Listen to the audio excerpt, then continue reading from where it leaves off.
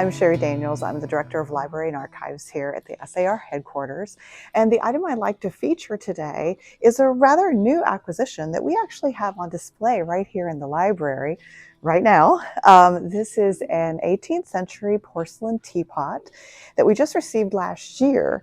And it was purchased with the generous contributions of the California SAR Ladies Auxiliary. And the special part about this item is actually its design. It's exquisite. It is really, really beautiful. The pattern that you see on there is what they would call a famille rose palette, which just means that it has more pink in it than other colors that are categorized differently. But it has all this elaborate detailing that goes around the sides. You can see the intricate detail and how extensive the painting has been on this teapot. This is what we call a Chinese export porcelain teapot. And that just basically means that it was imported from Asia in the 18th century. And because of the design of the teapot itself, the specific shape, and even some of the design motifs that we see on here, it can help us date it very precisely, actually. It was produced somewhere around the time of 1760 to 1780, which means this teapot was absolutely in use here in the colonies right through the Revolution. And that's the time period that we really want to capture.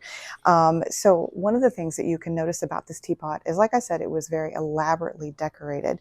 And what we look at is we look at the shape and the designs that are painted on there to see whether this would have been in an affluent household or whether this would have been in a more modest income family. And so here's just a little example here. I actually like this too because I collect teapots myself, and I have even some 18th century ones. Here is one that is similar time period, but we see different shapes, and it's much more modestly decorated, as you can see. So remember how I was highlighting how detailed or intricate the design is on this teapot. This one is rather more modest, and this one's from my own collection.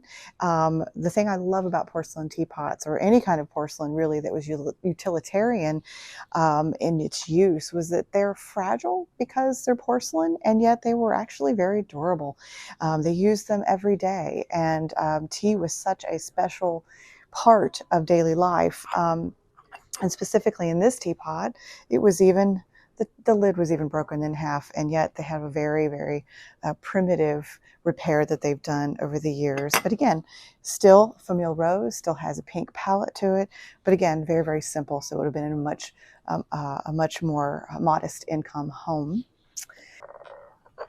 And by far the biggest question, or the most often asked question that we get about tea drinking in the 18th century, is why do the teacups not have any handles on them?